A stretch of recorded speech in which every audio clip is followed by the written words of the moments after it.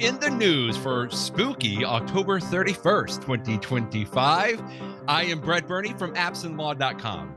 And this is Count Jeff Richardson, ha ha ha, from iPhone JD. Happy Halloween, Brett. Happy Halloween. Do you recognize my my background? Did you see There it you back go. here? Yeah. Wasn't it a year ago that Apple had an announcement? It was like on Halloween, right? Or close to Halloween.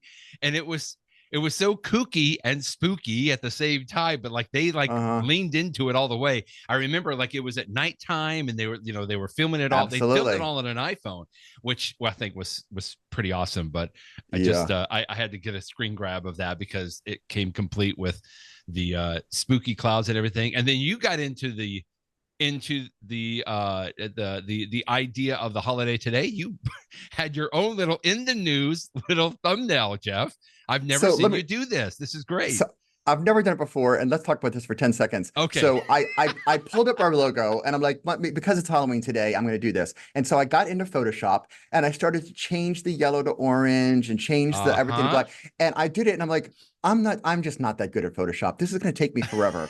And I'm like, you know what? So I opened up the ChatGPT app, and I uploaded the logo, and I said, can you make it so that the yellow part's orange and the lines are black? Oh, no kidding. And in 30 seconds, it did it. And it was so much faster than me. And they're like, hey, what if you made the font like a spooky Halloween font? And it just did it. And, I mentioned this because people talk about like, is ChatGPT, when it does graphics, I know it can be controversial because it's like, is it taking away the work of graphic artist professionals? But Brett, between you and me, I was not going to hire a graphic artist professional to do this.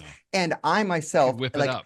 It would have taken me an hour and it wouldn't have been nearly as good as what ChatGPT did in 30 seconds. So I think that this is an appropriate use of AI. Disagree with me if you want. But anyway, so thank you to ChatGPT for the spooky version of the logo. Yes. Happy Halloween. Well, it's a year anniversary of the Apple announcement from I forget what they call that. It was like Apple Fright Fest or something. I don't remember. But it is also another anniversary. As you started off your post today, it is a 10-year anniversary for the Apple TV, the box, not the box, not even the box, Brett. Because when I first saw the article at MacRumors from Hartley, Charlton, I thought he was saying that the Apple TV was 10 years old today. But I was like, that doesn't sound right, and it's not right because the actual Apple TV, the first one came out in 2006, which was shortly before, because I started iPhone JD in 2007, and so it had been out for a while, but that original Apple TV box, which you may remember, it was sort of like big and white and stuff like that. It was great because we had that original. No, it was silver, wasn't it? The original one. Was it silver at first? Because it looked like a Mac Mini, I remember, or something similar to that. Okay, but anyway, I'll find an image. Go ahead. That original Apple TV, and again, it was really cool because it was such a nice streaming box and stuff like that. But you may remember that, and I don't know, you may have had one of the early ones too, is that like all of the apps, like Apple had the apps on there. So like you couldn't put your own apps. And it was, I mean, for what it was pretty cool and revolutionary. I think it was 720p of like, so it was an HD, but 720 HD. And then Apple iterated it over the years, but it was 10 years ago this week, I believe, that they came out with what was and again, as I have in here, it was called the 4th generation Apple TV when it came out. And then subsequently Apple continued to sell it and they called it the Apple TV HD because they were also selling the Apple TV 4K.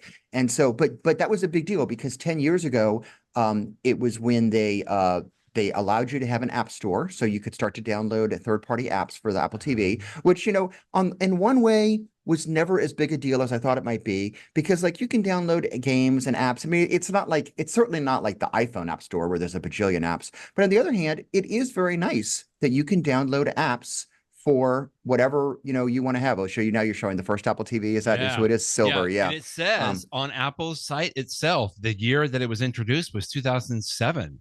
Right. Here. So that was the first one, was in 2007.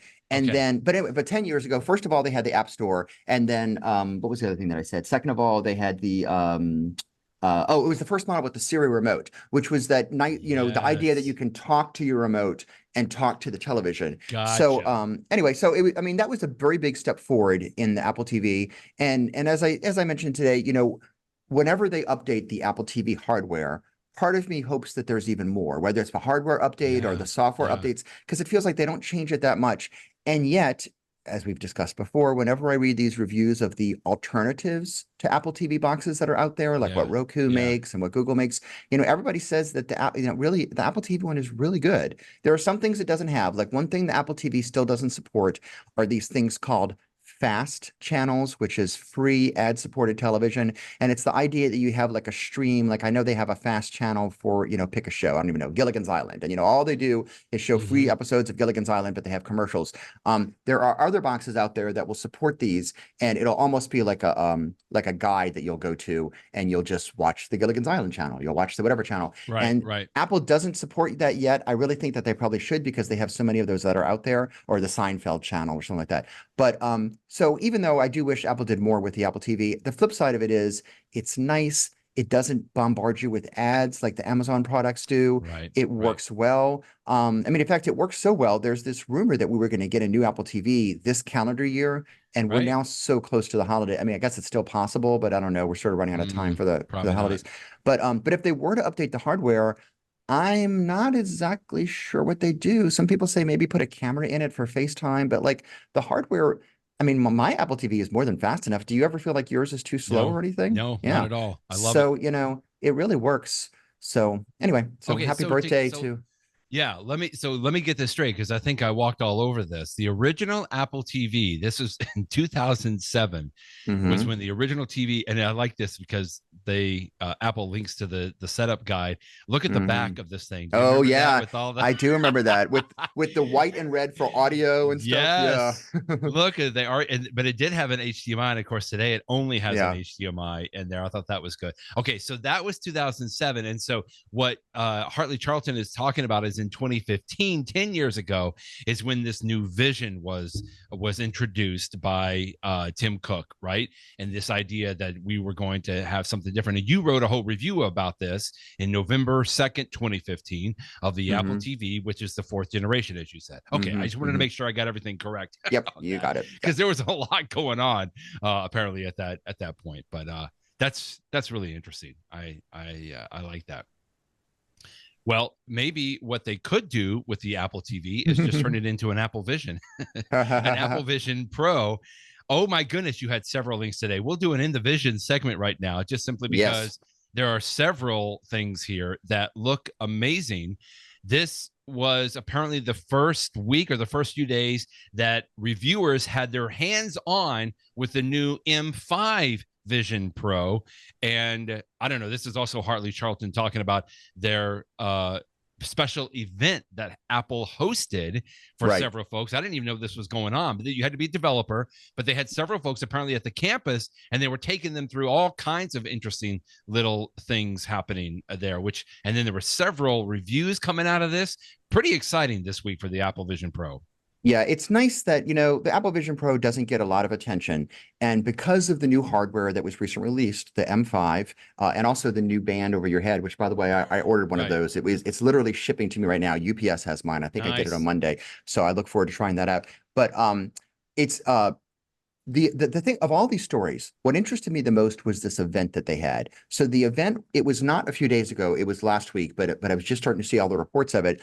And in fact, you can watch it. You can actually watch just about all of the videos on YouTube. I know they have. But what it is, as I understand it, up until last week, if you were a developer, but also if you were somebody who makes videos, you make movies, you make TV shows, and you want to explore the new medium, which is immersive video. And although there's many ways you could do immersive video, the highest end, the nicest version of it is what you can get on the Apple Vision Pro. As you know, Brett, when you've used mine before, when you're in those immersive videos, it's so realistic. It's like you're there. So, but up until now, I guess I knew this, but I really didn't know it before last week.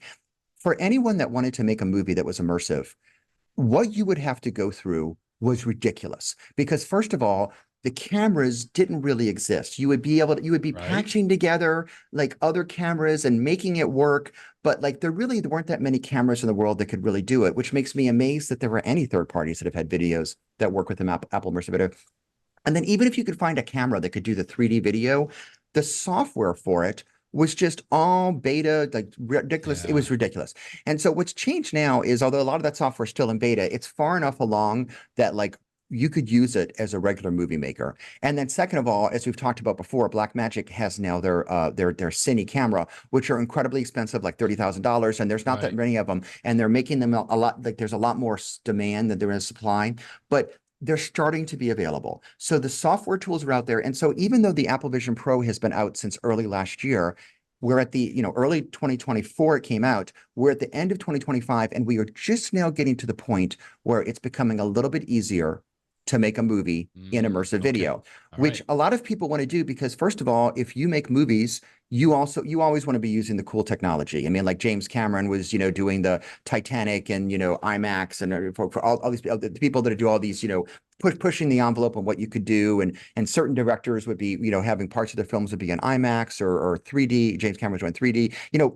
If you make movies, you sort of want to use the latest and greatest. And people also know that, movies stay around forever. We're still talking about movies that were made 50 years ago. And so even though right now Apple TV, the Apple Vision Pro is such a niche product, I'm convinced that 10 years from now, 20 years, we will get to a point where this type of technology is much more affordable, much more common. Absolutely. It'll probably be the size of a pair of glasses. And so now is the time to get in there, figure out this new medium.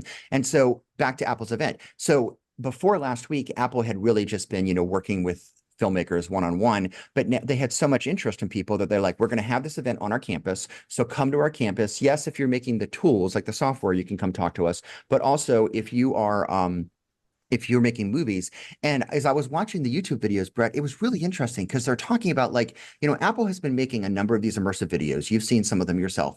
And they said, we've learned some things from the videos. And again, I'm not a movie maker. But they were talking about we've learned that if you do this type of a shot, it's not going to work really well in immersive. But if you do this kind of a shot, it does work well. And another thing they talked about is that, anytime that you make a movie, how they always have those, the boards of the pictures, they plan all the shots beforehand and stuff like that. Right. And then the storyboard, thank you. And then sometimes you'll even have people do pre-visualization. Well, they'll do these sort of almost like a wireframe, but you've seen these before behind the scenes of movies. They say that if you're making an immersive movie, it is incredibly important to do that because it's so because the technology is so new and expensive, you're not going to have a time to do 10 different shots. You really need to basically do 1 or 2 shots and know beforehand what you want, because once you get into post, you can't just go back and read. I mean, it's just, maybe it'll eventually get that way. And so I was, even as a non-movie person, I was interested in watching a bunch of those things. And so it's exciting to me because I hope it means that now that more people are learning about this, we will be starting to see more movies going forward that are immersive. And it answers the question of why is it as an Apple Vision Pro user, I get maybe 1 new immersive movie a month, an average. Now I know why, because they've been so ridiculously hard to make. And it makes me hope that in calendar year 2026 and 2027, we'll be seeing a lot more of them. So that's about that. I want to talk about the commercial, but I'll be quiet. I didn't get to watch all of this video, but I tell you, the one thing that made me the happiest is Serenity Caldwell. I know. Wasn't that awesome? I missed her from iMore days and all of the writing she used to do. And I knew, several years ago, she went into Apple, and sometimes people like this go into black holes and we never hear from them again. But it was so nice to see Serenity Caldwell. Absolutely. But yes, I was going to ask you next. We have the movies like you were talking about, but now we can also get into immersive commercials. So this is really cool. So Adam Lisagor, who has been doing all sorts of videos, his company used to be called Sandwich Video. Now it's just called Sandwich. They've done a lot of, they do commercials, and they've done commercials that people have actually seen on TV. They work for big companies. But even non-tech commercials. I mean, they do the tour commercial you might watch on the Super Bowl or something. So anyway, there's a company called Robot.com, which is a side note, is a fascinating company because they make and sell these robots that do deliveries on college campuses and that go around town. So it's really really interesting stuff. So in doing a commercial for them, he shot a traditional commercial for them, and you can actually watch the commercial, and it's a fun it's actually a fun commercial. Even if you don't have any Apple Vision Pro, watch. It's a 1-minute commercial, and it's sort of cute because it has these little robots going around town. And robots.com, their spiel is, this is not the future. We actually sell robots today. You can buy these today and you can use them today. But the reason I mention it for today's segment is that while they were filming this segment, this commercial, they also said Adam had just gotten one of these Blackmagic cameras I was talking about. So he's like, we're going to shoot, every time we do a shot, the last shot that we film, we're going to use the Blackmagic camera, just do one shot of it and then see what we can do with it. And so he couldn't really make the entire commercial in Immersive because they don't really have the tools to do like the graphics and stuff like that in it. But what he ended up doing is really, so I did it last night. So I put on my Apple Vision Pro. And I want you to imagine that I'm watching like a video, like a screen, you know, like it would be like you're watching a movie screen, and the commercial is playing. So that's the same 2D commercial that you could watch on YouTube right now. But then the flat commercial, what I call it, yeah. But then around me, as I look up and down, he has the immersive version of the shot, so that there's a shot where you'll see the actress sitting right there talking to a robot, like the one that you're seeing right there. So she's looking at a robot, but then as I look up and down and all around, I could see the whole rest of the scene. And in fact, in some cases, I look to the left and I see the people that are actually making the video. Like, you know how like in movies, they like hold up one of those reflection things to reflect the sun to get like light hitting you from the other side and stuff like that. So like you sort of see a little behind this and you see the guy that's holding the now it makes sense. Holding the boom mic that goes over the head. And so it's like I feel like I'm inside of the commercial. And there's so much there that, as I mentioned, I think I watched it like 5 times last night because every time I watched it, I saw something else. And then I'm like, in the video, they showed this one cool robot, but I'm like, they should have showed the even cuter robot that's off to the side over there because I could see it. So anyway, it was bravo to them. This just goes, whoever starts to actually make immersive commercial. I mean, if you make commercials, this is what you want people to do. You want them to watch your commercial over and over again. And like, if there are future immersive commercials, I will be like going out of my way to watch a commercial. What advertiser doesn't want that to happen? So it was fun. So but between the Apple event they had last week and this commercial being released, I think just like a day or two ago, it just came out. It makes me excited for the future of immersive technology that I love on my current Vision Pro. For people that have the brand new M5, good for them. But more importantly, we're going to be there in a few years. This is definitely the future, or it's a future. This is going to be more of a mass product in the future. And I love that the filmmakers are exploring this technology, figuring it out, seeing what they can do. Just really fun stuff. I'm so appreciative that you described that or explained what was going on, because I watched this video and I guess I wasn't like paying as much of attention, but now it makes more sense. And I like how it's Adam Lissagor, or who I know as, I call him Lonely Sandwich. That's right. Yeah. Right. That's what he goes by on his Instagram or something. But he started looking through what he shot, digging through the enormous immersive video files, and said, I realized I had something unique, unlike anything we had ever done or seen before. So it's just, how does Jason Snell is reporting on this. It's like, it's almost, you're looking at a commercial, but you're also at the same time seeing the behind the scenes of the commercial being made. It's like you're at the commercial as it's being made. It's like so cool. Yeah. That's incredible. I have to say that now that makes sense. And now I'm really even more interested in kind of looking at that. I just think that's really cool. One more thing about this I'll say that I'm so excited about is that, I remember in the 1990s, and I don't think you were even a Mac user back then, but in the 1990s, Apple came out with QuickTime. And the original QuickTime videos were like the size of a postage stamp. They were so small and they were so grainy and everything else. But it was good that Apple was involved in streaming video from the beginning, because it means that people were using Apple platforms to create video and to watch video, and they were part of the game. And I feel the same way about this. There are a lot of people, Facebook changed the name of the company to Meta because they thought there would be a future in which people were in these immersive environments. And of course, there's all these other devices out there that are starting to come out. Samsung just released their competitor to the Apple Vision Pro. A lot of companies are getting into this space. And I really do think there's a future to this space. I'm very bullish on it. I love that Apple, between having these developer conferences, having the Vision Pro being the highest end thing you can buy as a consumer for it, I love that they are a part of this conversation. So what it means is that over the next 5, 10, 15 years, as immersive video becomes more of a thing, Apple will be a part of the conversation. We don't want to be in a situation where they're left behind. We don't want to be like, Microsoft, not really ever getting onto the smartphone bandwagon. And by the time they did, it was too late. And now Apple, sometimes that happens to companies, now the flip side is sometimes companies make bad bets on things that don't turn into something, but I do think this will be something. And so it's another thing that excites me about all of everything that Apple's doing here. Because I love Apple products. I want to continue to use them for a long time. And I want Apple to be a part of this future. So anyway. Couple of more videos real quick. You link to another one from Adam Savage of Mythbusters fame, Mm-hmm. with Norm Chan, who I recognize the name, but I don't exactly know who Norm is. But what a great video. I didn't get to watch the whole thing on this one, but Mm-hmm. just amazing listening to somebody like Adam Savage talk about the Vision Pro.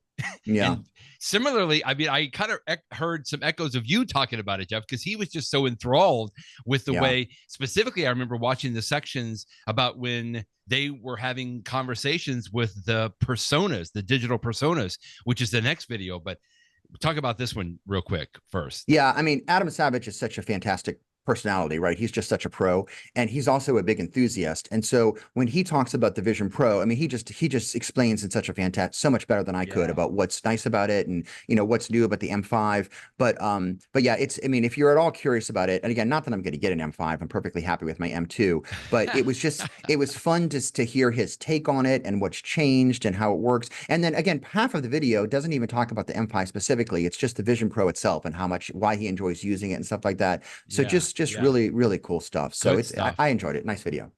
And then the other one, talking about the personas here, this was amazing. I didn't watch the whole thing, but I watched enough of this. This is a gentleman that I was not familiar with. Diditee is his YouTube channel. And he has a conversation in Vision with the Vision Pro, the personas, with two executives from Apple, or three actually. I think a third one joins at some point in here, and just looking at their personas. You said this several times, Jeff, but I continue to get amazed at how accurate these floating heads is what they're called. I'll find some scenes in here. The floating heads look really, really good, and they just continue to get better. Yeah, I mean, you look at the woman there, whatever her name is, who works for Apple. I mean, as she is moving around, it's. I mean, I'm not saying it's so realistic that you might think that that's a real person, although it's close. But what it is it's so realistic that when you're a part of one of these conversations, and Brett, you haven't had a chance to do this yet. I mean, you did it a little bit because I talked to you as a persona, but that was the persona version 1 a long time ago. But with the current version of the personas, and when you talk with, especially when it's multiple people in a room, and I haven't done this as much as I would want to because I don't have a lot of friends that have Vision Pros. I would love to do it more. But when you get together, like after just a few seconds, you just feel like you're all in the same room together, even though in this case, you've got people from different parts of the world talking to each other, and you're just having a conversation and you're talking and using your hands and people can see it. And then if you want to show something off, like, let me show you a picture, like everybody sort of gets like they're in a row and we're all looking at the picture and we're looking at each other. And it's not even just the video, it's the audio too. If somebody is a little bit to your left, Apple has figured it out to make it, through spatial sound. The sound comes from where they are. And one of the things I talked about in this video is one of the newest versions of personas. Not only do they look good if I'm looking at you straight on, but if I turn my head or this way, it actually works there too. And you're like, why does that matter? Well, when you have a group of people like this, one person, just because of this sense of space, one person might be seeing me virtually from my left side, and the other person might be seeing me virtually from my right side. And the Apple Vision Pros are seamlessly in real time correcting for all of that so that everybody just sort of sees people where they are in the space. It's really, really cool. And, you don't see your body. All you see is your face and a little bit of the upper part of your body and your hands. But I will tell you, every time I do it, I'm amazed at just how realistic and how natural it is. I mean, again, you focus on having the conversation, and this is what really technology is about. When technology is at its best, you don't necessarily think about the technology. You just think about the fact that of what it is that you're doing. I don't think about the fact I'm using my iPad to annotate a brief. I just think I'm annotating my brief for my work. And the fact that the tools work so seamlessly and the Apple Pencil is so amazing, it just works and it's like magic. And it's the same here. It works so well that I'm just having a conversation. No big deal, having a conversation. People are around the world and stuff like that, but we're all just having a conversation with each other. Very cool stuff. So anyway, this video it does a great job of showing, in fact, that video on your screen right now, that's the original 1.0 version where the faces were so much more limited compared to today. But so again, I mean, they were still good. I remember they were good. We did a podcast with you with version 1. I remember this, and it looked okay. Like I can tell this is iJustine and Marquez Brownlee and Brian Talon. I can tell that, but that they're a little cartoonish there. But just to see that compared with what it has improved with the second version of these personas is incredible. And then the last thing quickly, I just want to go back to this Adam Savage video. I did listen to one part here that kind of underscores what you're talking about, that Adam was saying that they were in a room. I can't remember how many people that were on the personas, right? That they were talking with several people. There might have been 5 or 6 in there.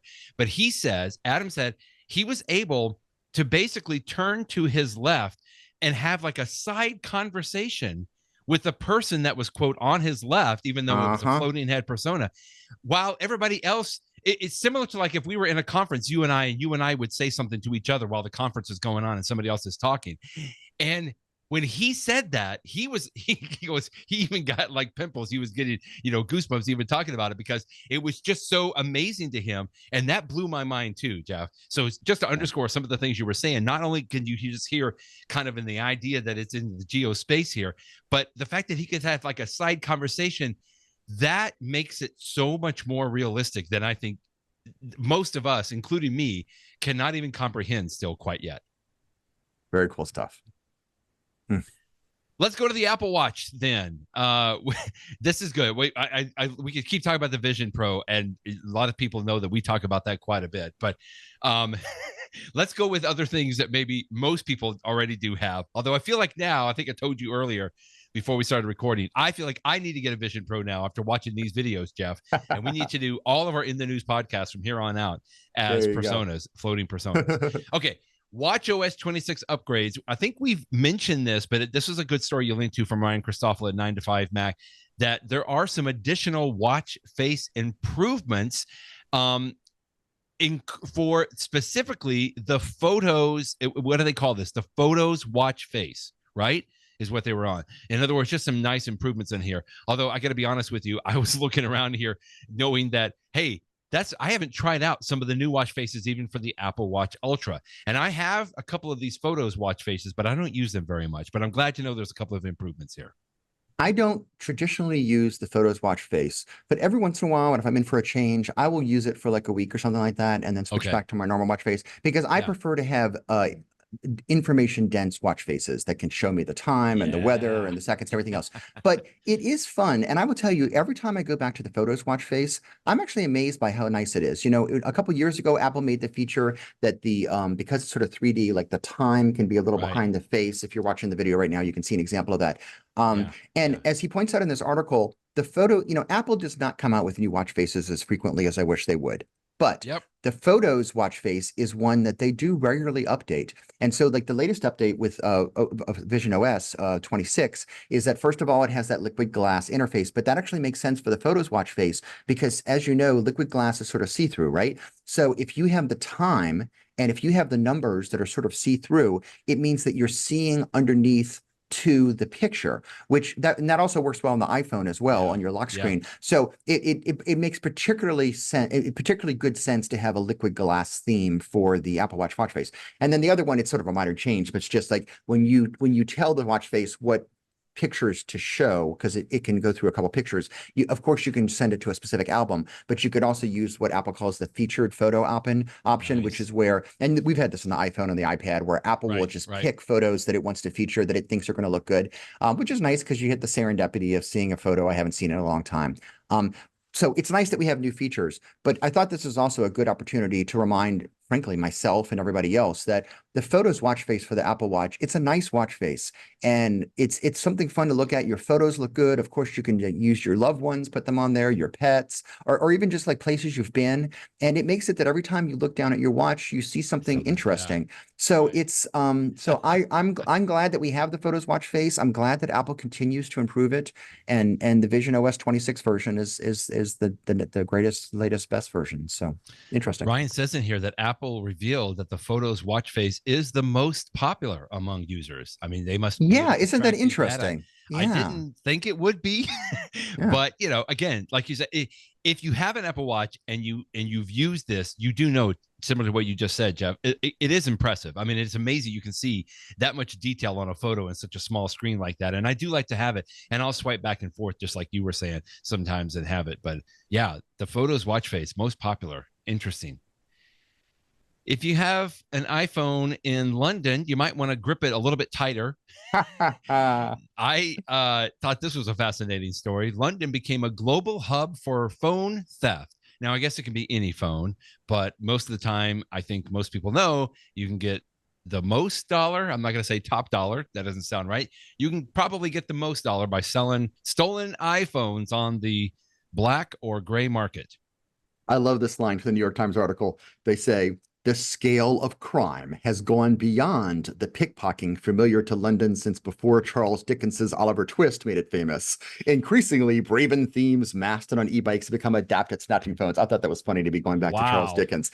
But I like it. but apparently it is a big deal. And it almost surprises me, Brett, because now that we have Find My, part of me thought, well, Yeah. why? Yeah. Well, actually, two things. First of all, Find My. So if someone steals your phone, you can track it. And then second of all, Apple has made it that with all the lockdown stuff like that, that it's really hard to break into somebody else's phone, right? Because Right. it's like everything is locked to the person and everything else. But I guess there are people that have figured out, if you steal someone's phone and you get them sent off to places like China and stuff, they know how to, I don't know if they're just taking them apart for parts and selling them or whatever it is, they're figuring out a way to make use of them. I mean, Yeah. I had hoped that we would live in a world where a stolen iPhone wasn't useful to a thief. And maybe for the garden variety thief, it's not.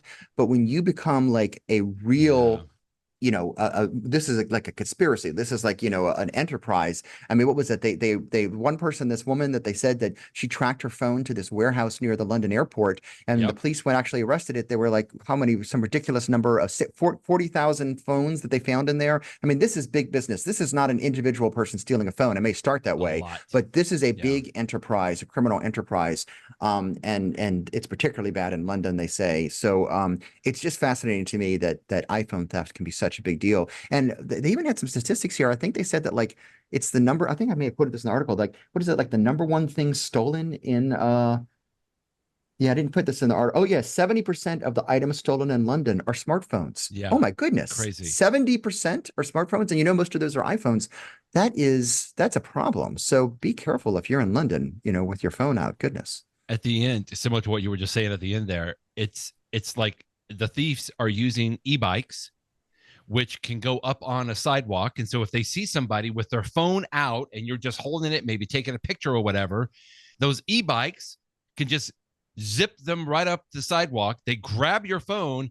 And the police even say in this article that what are we supposed to do? Like, we can't chase after an e-bike. Like, that would just Yeah. cause all kinds of problem with traffic and everything, because I don't know that the police have e-bikes. And even if they did, I don't know if they would try to endanger more of the public by, using e-bikes to chase after e-bikes.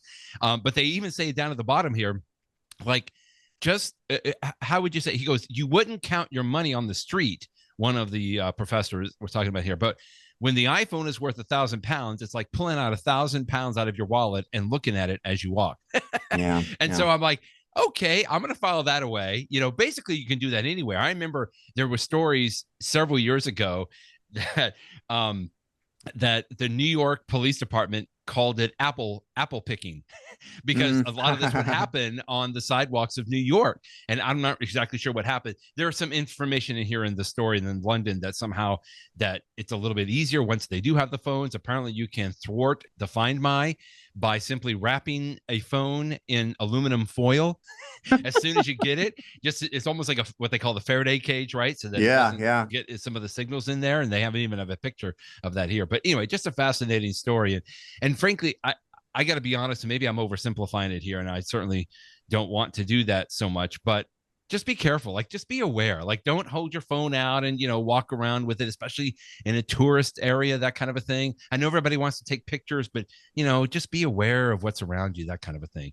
I tell you, Brett, And be there have been careful. times where my wife and I have been, whether we're in New York City or traveling, in Italy or someplace like that. And like my wife has actually said to me before, be careful with having your iPhone out. And I will admit, Yeah. part of me at the time has felt, oh, my wife's just being a nervous Nelly.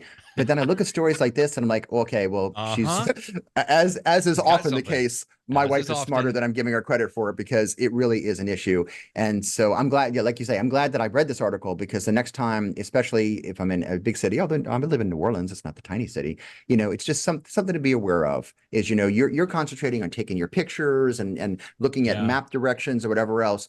Be aware of your surroundings and just know that this is an issue. Last weekend, my wife and I did a quick trip to California, Jeff, and we rented a car. Yeah. And what do you think was the first thing I did when I got into that rental car?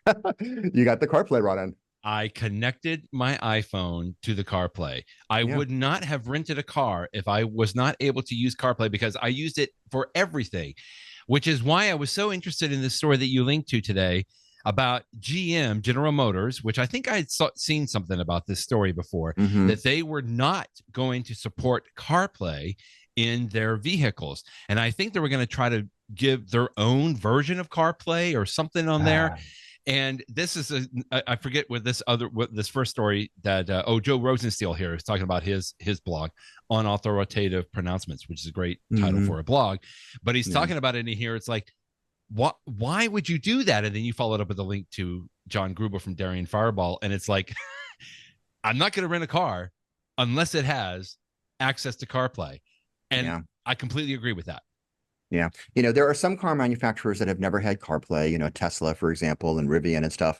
GM has supported it in vehicles. And then a couple, you know, it wasn't that long ago that they made some announcements that made it look like they may not. And there was an interview with the GM president with The Verge. It was a few weeks ago. I don't remember if we talked about it here, but that was where the story came up, because somebody asked her, I can't remember if it was Neil Patel or maybe it was even Jonas Stern was sitting in, but whoever it was asked the GM president, you know, what's the story? Like, are you going to have CarPlay in the future? And they're like, oh, well, of course, if your car currently supports CarPlay, we're not going to take that away from you. Yeah, of course, GM's not going to come break into my car and steal my CarPlay screen. But what they said is, going forward, what they want to do is they want to make this a service revenue. They want to have, like, you need to subscribe to the GM service to use their version of CarPlay, which you know is not going to be as good, and it's not going to support things. And, you know, it's like, seriously, like, people just want to use... They just want to use their own device. People's smartphone is so important to them. And, you know, it is the hub of things like their music and their podcasts and their maps and the things that you want to use in a car. Why take away? And, you know, and the answer that GM and Tesla and Rivian and people like that will give you is, oh, well, you know, we want to control our car experience. And part of the car experience is the infotainment. And, you know, we want to be controlling that. And, like, I understand that. I understand you don't want to necessarily let Apple control the brakes on your car or control your tail lights, but you also have to respect that individual customers know what they want. And I say CarPlay. I mean, if you're an Android owner, I'm sure you feel the same way about the Google Play stuff. You know, this is your interface that you want to your personal device. And so I think that GM is making a mistake here, but at least I can decide, well, I'm never going to buy a GM car. And so, you know, that's going to hurt them. But this article reminded me that it's not just when you buy a car, it's when you rent a car. Because, in fact, my wife and I were talking about this earlier this morning, because she saw that I was talking about the same article. And she rents cars a lot when she travels to, like, go visit her mom in New York and stuff. And she's like, she goes, the first thing I do, just like you said, Brett, the first thing you do, because you need, like, maps and stuff like that. She's like, because I don't know the New York roads. I need to be using CarPlay to say, do I want to be taking this or this? And do I want to take the parkway or the freeway or whatever? Of course you want CarPlay to work. And as John Gruber said, the last thing I want to do is rent a GM car. And then what? I need to subscribe to some service for the weekend to even, like, no, that's no. So anyway, we'll see. I mean, GM made their decision. Maybe they'll make so much money from their service in the future that people will say that they were so visionary to do it. I doubt it. And I think all they're going to do is annoy people and annoy customers, and as a result, lose customers. But I strongly doubt it. In fact, I predict this will crash and burn completely. This is ridiculous. I mean, honestly, I understand that they think they're making a better business decision by what they're doing. But Jeff, we have all used other non-CarPlay maps and navigation systems in cars before, and they have all of them have been horrible. I mean, they may have been good enough to get by, but knowing what I know now with Apple Maps and Google Maps on my iPhone, I could not take anything different. I trust those to be updated all the time. Anyway, it's just, this is just so ridiculous. And by the way, it's, you know, when we say GM, I mean, we're talking about Chevrolet, Buick, GMC, and Cadillac, and several other brands, right? That could be, I mean, in other words, that could be a good large amount of the fleet of a rental car. And I will tell you, if I go and rent a car and I cannot have CarPlay, I will turn it back in. Like, there's no way that I'm going to do them. Certainly not going to make a purchase on this. And I hope that other car manufacturers are following this, and they will see how bad it will crash and burn, and so that they will not make another, I don't want to say stupid, but a ridiculous business decision. This is just not going to go anywhere. Yeah. All right, well, let's talk about something a little bit different there. Now that we know that, hopefully you got your emoji game in today, Jeff.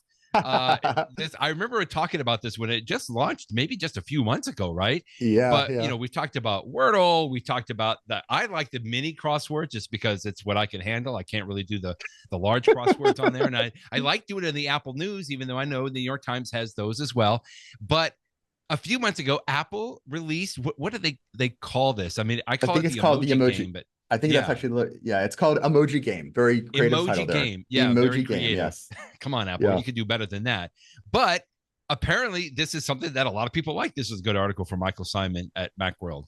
It's so fun. I haven't done it yet for today. Here's my Emoji Game for Friday here. Oh, there you are. You're ready. But I love it. You know, Apple has tried to have games, and we mentioned this when it first came out, but Apple has tried to put games in Apple News Plus, and they've had their own crossword, but between you and me, Brett, it's not as good as the New York Times crossword. And I subscribe to the New York Times, you know, in part for the stories, but in part for the crosswords, stuff like that. And so it's just better. And I like to use Wordle. And so of all the games that Apple's had, none of them have really stuck for me until this one. And so when I saw that Michael Simon was writing about this at Macworld, I wanted to mention it, that and maybe it's just the way that my brain works, but I think it's a very fun puzzle game. And I really encourage you. I don't know if you have to be a News Plus subscriber to use it, or if there's a free version. I'm not 100% sure, but it's in, you do need a subscriber. Well, if you are a News Plus subscriber, or if like you and I, Brett, you subscribe to Apple One, so you get all the Apple services as a bundle.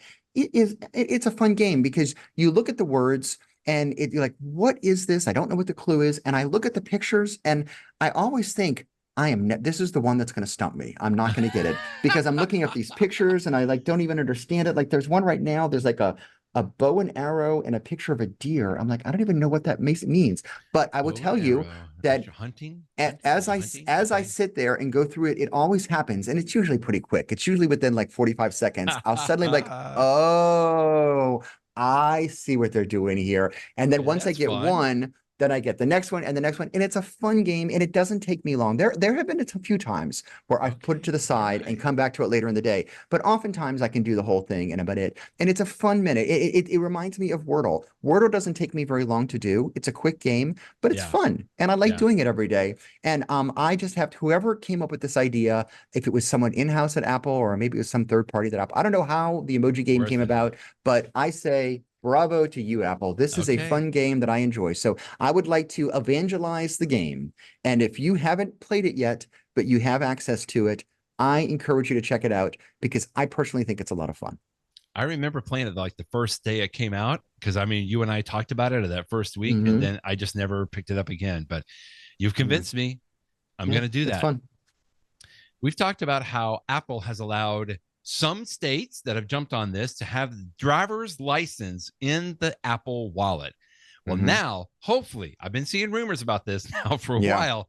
Hopefully soon you can have your United States passport in your Apple Wallet as well. And I can't wait. Yeah, a number of states have come on board. I want to say in the next month, I think West Virginia just came on board, but you know, it's every couple of weeks, a couple of months, you hear about a new state. But the big one is the U.S. passport. And you know, it's interesting because on the one hand, like if I'm traveling internationally, I am not going to trust my iPhone to be my passport because you just don't know if it's going to, even once this feature is available, you know, I'm still going to have my physical passport with me. And so some people are like, well, why bother? But I will tell you, there have been times where maybe you just don't have it with you and you need it, you know, because you don't just use passport for travel, you use it for other types of forms.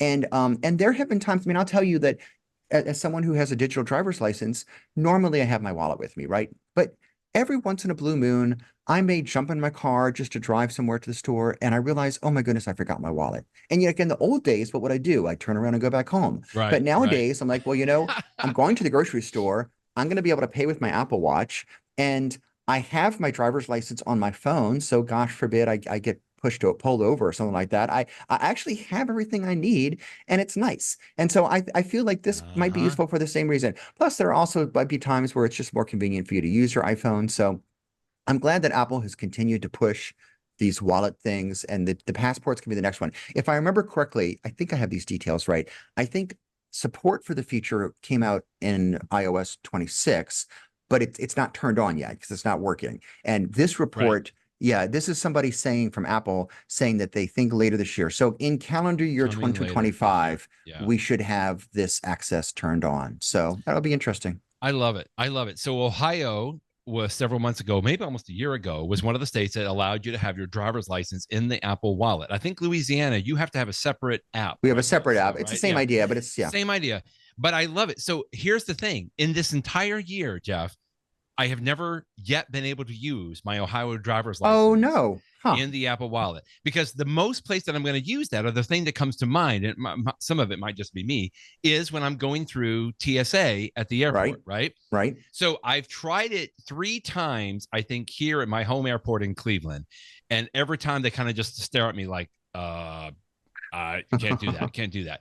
So last week I was flying back from Charlotte, North Carolina, back home, and she needed to see my driver's license. Sometimes I don't have to because I have clear, so I don't have to show Mhm. my ID every time. But she needed to see it, especially now because of because of politics right now. Because of the Apparently, world, the yeah, world we because live of the in. world. Exactly. Thank you. But she needed to see it, so I pulled out my phone and I showed her the Ohio driver's license on the phone, and she got really excited. She's like, "Oh, I'd like to use that, but I can't because her machine is currently down." And she was like, Oh, "Well, I can send no. you over to this one over there," which of course had a line on it. Yeah, no, And you're not she's gonna like, do that. she goes, "I've been wanting to see." She's like, "What state is that?" She goes, "I've been wanting to try this because I haven't had one yet." And so I was so disappointed because then, of course, I had to like get into my bag and get my ID out, my physical driver's license. But it's just like every time I see this story, as happy as I am about this, and I am glad that I had it, it's just then the real world crashes in on me because either they don't know about it, people haven't been informed about it, or they have the machine, but that current machine is not actually working at the time. And there's only one machine in the entire airport that can actually read the Mhm. digital driver's license. Anyway, I just had to share that story because Yeah, I was so excited that she actually recognized what it was. It's just that she couldn't do anything about it. So I had yeah, to pull out my physical driver's license, which for some reason that she could take that and see it herself, even though I could show her everything on the phone. But anyway, it's yeah. just, I guess it's just evolution. But We'll get there. that's the thing, Brett. We will get there. It takes time. I mean, I think about how long have we been able to pay for things using our watch? Oh, Like you got 10 a great years? point. You're And I right. will You're tell right. you, I still to this day will go to a store, like regular Yeah. stores that have Yeah. hundreds and thousands of people that go there, and I will pay with my watch. And the checkout person looks at me like I'm like I've come from the future. And I'm I like, I know. mean, that's I and know. they'll say something about it, like you mentioned the person's, and I'm like, well, that yes, it's sort of fun to do it, but like how could you be amazed to see me do this? I Because know. people have been doing this for a I long know. time now. And yet, so things like this do take a while to really, but That's eventually, true. That's just true. like you You got a can good now pay point. with Apple Pay just about everywhere in the United States and even more places if you live in Europe. This technology, you got to start somewhere. And so it will take a long time to roll out, but we will all get there. In a similar way, kind of flipped around a little bit. Now, when I'm in a grocery store line and I have to wait for somebody to write a check, or they have to like count out the cash. I'm standing there just like, what is wrong with you? Like, how can you? Why do you not know what century that we're in? Okay, but that's not always fair. Let's do a little bit of in the show. We've been Yes, in the talking show. about slow horses. My wife and I have not started season 5 yet, but we're excited. We're going on vacation next week. We'll talk about that again. Actually, we were going to mention that earlier on in the show, but I'm going to be on vacation for the next 2 weeks. We have a special episode of the podcast next Friday, and then we'll be off on the 14th, and we'll be coming back. But we'll come back to that here in just a little bit too. But my wife and I on vacation are going to watch season 5 of Slow Horses. You've already watched it. I think you finished it actually, and then you had a couple of stories today about it. Yeah, I finished watching it, I think on Wednesday night. They came out with the last episode of season 5, and it's such a great show. It's just if you haven't watched it yet, boy, do you have a treat in front of you, because Yeah, I'm there's not now going to scroll 5 seasons. Yeah, The don't scroll spoilers down on because here. you're going to show spoilers. But and so don't read this article unless you've seen the season finale of episode 5. But although there's another article I reached today that maybe is less of a spoiler, and that was just the idea that one of the show creators, Will Smith, is done with season 5, and I had heard that he was leaving the show. And whenever a creator leaves the show, you always get worried. You're like, is that going to hurt the quality of the show? But I will tell you, when he, one of the things that makes Slow Horses, of course, the quality of the show is amazing. The actors are fantastic. It's just, it's a fun premise. Everything about the show, I love. But one of the interesting things about the show that's not the content, it's just the production, is of all the shows on Apple TV, it comes out the fastest. Like, we just finished season 5, and I think it's only been out for 3 years. And so, like, no other show has like multiple seasons in 1 year like this. And in part, it's because there aren't a lot of episodes for each season. It's sort of the British tradition. I want to say it's like 6 or 8 episodes. It's not like you have these 12 episode seasons. But another thing is, like, they are just constantly making it. So Will Smith was describing that they were putting the finishing touches on season 3 in the editing room while they were filming season 4, while he was writing season 5, which is just crazy. And he's like, it was just so much going on. So, like, he decided, by the time I get to season 5, I need a break. I need to do something else. And so, and hats off to him for what he's done. I hope and trust that the show is in good hands and will continue to be good. But, like, this is a show, if they made, I mean, what is it? The Simpsons has got a bajillion seasons. If Slow Horses went on forever, I would love it, because I think the show is great. The premise is good. The premise is actually so good that I almost think that they could get away with, so far it's been basically the same actors every season. There've been a few changes, but I think that they could go, I think they could rotate through actors, and I think the show would still continue to be a good premise. I know they're based on books and stuff like that. So anyway, it's a good show. I don't want to say any more without spoiling it. If you haven't watched it at all, it's great. If you have watched it, but you haven't watched season 5 yet, I will tell you, it's a great season. It really is. It's yet another good season. And like every other season of Slow Horses, when the last episode runs, they then say next season on Slow Horses, and then you get a preview for season 6, which just shows you that here we go again. I mean, it's coming. It's coming soon. So I'm very well. It very can't excited. go on forever because they kill off one of the actors, right? Every season. Well, isn't that like, okay, no spoilers. But I remember, like, there's somebody that always passes away or expires at the end of the season. I'm not going to give any spoilers about season 5, but let's just say that may not always be true. That's not necessarily a promise of the show. Although it is, you never know what actors are going to stick around, so don't get so comfortable with them. Well, but the book Slow Horses was written by, you said, Mick Herron, right? Is the author of the book, who also wrote apparently a set of books called Down Cemetery Road, or Apple TV is launching a series called Down Cemetery Road, I think based on the books, whatever the book may be called specifically on this, which looks pretty interesting on here as well. So if Slow Horses does end with their seasons, here's another one. I mean, this already looks great because Emma Thompson is in here, which is amazing. This is the thing. I mean, someone like me who loves Slow Horses, I just finished watching it on Tuesday, and now this show comes out, I think, today. So, like, maybe tonight I'll watch it. So, number one, if it's by the same person who wrote Slow Horses, I'm already interested in at least checking it out. Exactly. Who knows? Maybe I won't like it, but I've got my interest. And number two, Emma Thompson, of course, is great. And who else is it? Ruth Wilson. Ruth Wilson's great too. So it's got great actresses, a great author based upon what I'm sure is a good book. That's enough for me. So I'm going to start watching it and see what I think. And it just goes to the thing that we talk about all the time. Apple TV, the service. We talked about the hardware before. The Apple TV service just continues to come out with fantastic shows. And I mean, they now have more good shows that I could possibly keep up with. I just don't have enough time. I have a backlog of shows on Apple TV that I really want to see, and I haven't even started them yet. One of these days, maybe I'll have some free time to sit down and just binge some of them. But I love it. It's good. It's great. So I'm excited about this one. I saw a story or two this past week where somebody was switching to Apple TV. Like, they had already been, YouTube, or they had done Max, or they were Peacock or something else. And I just feel like I'm starting to see a few more people like wake up as like, hey, subscribing to Apple TV is definitely an option on this. Anyway, just some really, really interesting stuff. And if you subscribe to Apple One, you get Apple TV and you can play the Emoji game I love. So just to give me another plug for my game. You get it all. Well, we can track our steps. We can track our sleep. We can track our water intake. We can track pretty much anything, your food intake, anything else you want. And happily now, Jeff has reported you can also track your urine every day What with can I say?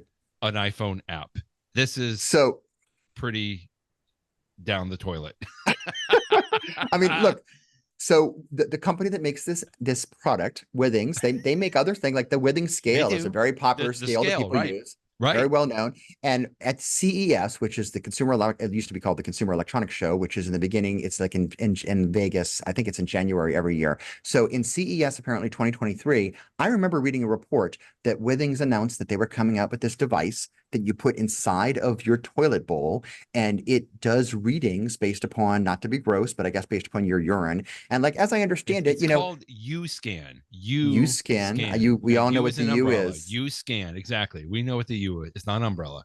Yeah. And the thing is, I mean, I think there's science to this. I mean, you hear people talk about the fact that like there is medical professionals do actually look at that to do things. In fact, I actually remember reading during the COVID scare, like they were running tests on like municipal water sewage supplies, and they could find like how big or small the COVID epidemic was based upon that. So like, I totally understand the science. And when you look at the website for this product, which you're showing right now, everyone that they're showing on this website is incredible athletes that are in peak athletic condition, unlike me. Definitely not me, but like these, like, so I guess the idea is like, if you're really into to measuring your peak performance and knowing about your body, and frankly, I'm a favor of this. I actually sort of like the quantification of self, and I measure all sorts of things in my health app for Apple. So I do understand this, but apparently now these devices are not cheap. They're hundreds of dollars, and I think you have to pay for a subscription service to use it too.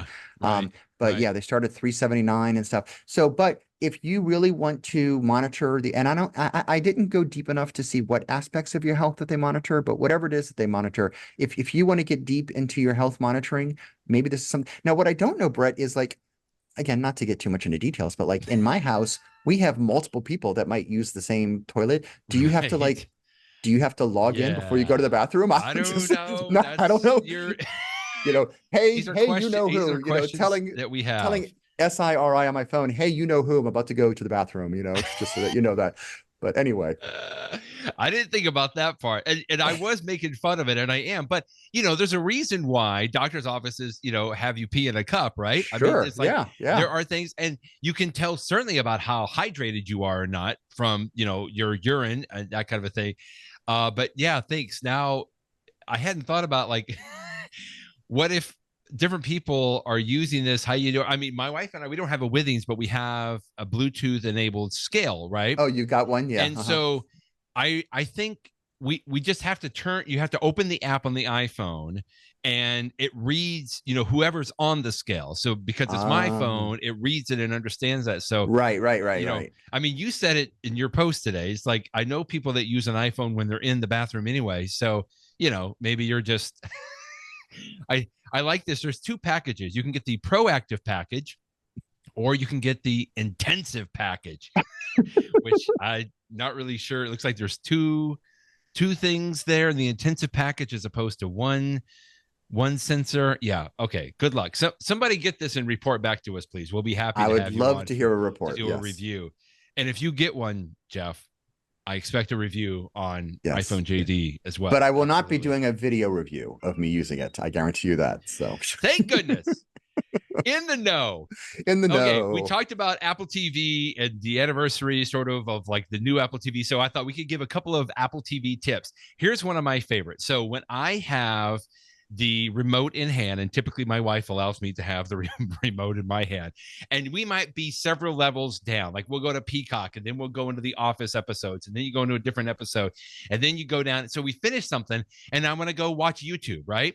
Well, how do I get back to the main home screen to go to YouTube? You can click back, click and click and click and click and click all the way until you get back. Or one of my favorite things that I use all the time, and this is in one of those ideas of like, hey, something that I do all the time and maybe nobody else knows about it.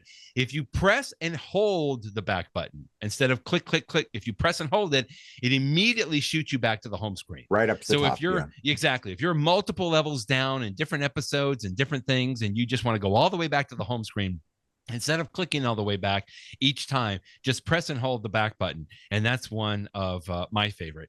The other thing, quickly, I'll just do a bonus tip on this quickly. On the remote, there's what I call the TV button. It looks like a little TV, right? And this one, there's several things that you can do with this button. But one of the things that people may not know is that you can double click the TV button there. And when you double click the TV button, it goes into what Apple officially calls the app switcher. And it's very similar to if you swipe up into the side a little bit on your iPhone, you have all the apps there. You can switch back and forth and you can close them out. And you can do the same thing on the Apple TV. You can double click the TV button and then you can swipe up on the little remote and you can close those apps out. So I don't do that hardly ever, but every once in a while, if something's a little iffy in the Apple TV, I will close those apps out. And typically I'll even just reboot the Apple TV as well. So that's my couple of tips today using I still call it the Siri remote, but it's the Apple TV remote, is using that back button effectively. Yeah. This is not my tip of the day, but I'll mention that you talk about the TV control button. What I often use it for is, you just talked about when you hold down the button, right? But no, you just talked about, you just talked about double clicking the button. Yes. If you hold down the button, I do that frequently because that brings up the control panel. And what I use it for, the control center, what I use it for is if I want to use my AirPods with my Apple TV, that's how you bring that up and to do it. In fact, and I've talked about that in the past as a tip. I do that, for example, as we continue to talk about the Apple One service, they should be paying us to sponsor them today, because another part of the Apple One service that I like is Apple Fitness Plus, because you have like the trainers, and I actually use that all the time. What I've been doing lately is the strength training, where if you have like dumbbells, and they have all these different programs you can do with it, and they're always varied, and you can choose like the duration you want. Do you want to focus on upper body strength or total body strength, lower body, and I like them. But one of the first things that I will do is, because I don't need everybody else in the house listening to me doing the workout in front of the TV, I will connect it to my hold down that button, connect it to my AirPods, and then I will do it. And I'll say one other quick thing: even if you don't use Apple Fitness Plus, if you have access to it, this week, if you just take a look at it, it's actually really funny, because they're promoting, like, they must have like 10 different workout sessions where the Apple TV Plus fitness instructors are in costume. And so even if you don't use them, just scroll through and you'll just see like the different things of them and their different costumes, which are sort of funny. So it's a cute way to do it. I just got to say, I'm glad you mentioned that, because my wife will frequently do that. She likes doing the dance workouts, which, by the way, are actually kind of fun, actually. I've never done one. I've often thought about it, because they do look like they're having fun with it. Yeah, they are having fun. So, but anyway, I just got to tell you, what she'll do is she'll use her AirPods. She'll double click on that, or click and hold to get into the control center and click it, so that nobody else in the house can hear it. And where I usually sit at the table, I can see her, but I can't see the TV. So all of a sudden, I'm over there watching her dancing, and she's like flailing around and like dancing around, and it seems like she's only in her head. I can't see John the dancer. I think that's one of the trainers, and they're really good. And it's very simple, but you don't realize, it's one of those things you don't realize you're getting a very good workout, because you're trying to follow all the dance moves. And by the end of it, you're like, wow, that was fun, number one. And number two, like, I'm beating with sweat a little bit. Like, it gave me a good workout.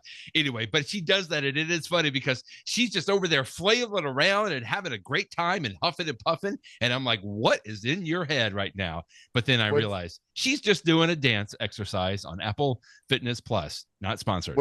What's that old saying of like, dance like nobody's watching you, or whatever it is? Exactly. That's what she's doing. Yeah. Okay. Although I don't think I'm coordinated enough to do any of those dances, but anyway, you got to try it, Jeff. So my tip for the Apple TV hardware is, as a backup to the tip, let me begin by saying that, and again, this is something that I'm sure you already know if you have an Apple TV, but modern televisions support something called HDMI CEC, which means that one device can turn another device on or off. And so if you have a modern television, and I say modern, it's been many years now this has been out, what's nice is that you can turn on your Apple TV, and because it uses the HDMI CEC standard, it will also turn on your television. And even if you don't have a modern TV, there's a way, and this page that you're showing here that you can link to in the show notes, there's a way that you can actually go into the settings on your Apple TV and have your Apple TV turn the TV off. So, but that's not my tip. My tip is that one of the things that I found really useful is, we talk about using, she who shall not be named, SIRI. I noticed that for me, when I want to turn on my Apple TV, it will sort of take, not very long, but 30 seconds for it to come up and for the TV to come up. And then it turns on my amplifier because my amplifier Yes. also uses HDMI CEC. And so the whole thing might take, I don't know, 30 seconds total to come up.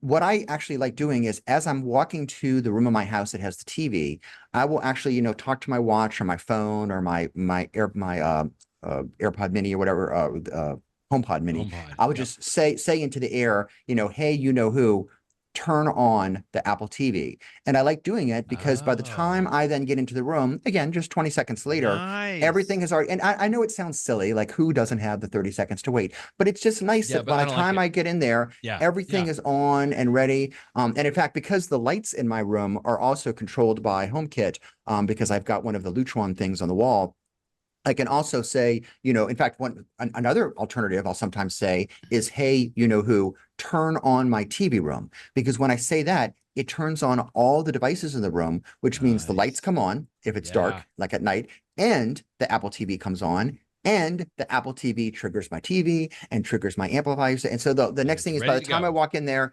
everything is ready to go. I can sit That's down and great. watch slow horses or whatever it is that I'm watching. So that is I mean, it's an obvious tip, but if it hasn't occurred to you, I strongly encourage it. It's a fun thing. I really love. I mean, I would say of the things that I use, hey, you know who for, turning off lights is a huge one for me. I really like Right. that. Right. But turning on the stuff in my TV room, that's like probably my number two use of it in my house. So I really like that feature. Well, happy Halloween, Jeff. Happy This was Halloween. fun. As I alluded to a few minutes ago, I'm going to be on vacation for the next 2 weeks, but Have fun. stay tuned. We actually have a special episode that we pre-recorded for next Friday with a guest. I don't know that It's we've going to be ever had a special great. guest on our podcast, Jeff, and it's going to be fun. It was a lot of fun when I listened to it and It's a edited it. I great was like, episode. this is actually a lot of fun. We should maybe do this a little more often. So that'll be next Friday. Then the 14th, November 14th, we're taking off, and then we'll be back the 21st and possibly even the week of Thanksgiving. But we'll see how that all goes. But we just wanted to give everybody a heads up. It's usually not a big news story week time season, but you never know. Apple has surprised us in the past, and they could then. So I won't talk with you then for what 2 until 3 weeks from now, Hmm. Jeff. But we will have a special episode, as I mentioned, next Friday. So stay tuned for that. Sounds good. Well, have a great vacation and bye bye, everybody, and happy Halloween. Ooh.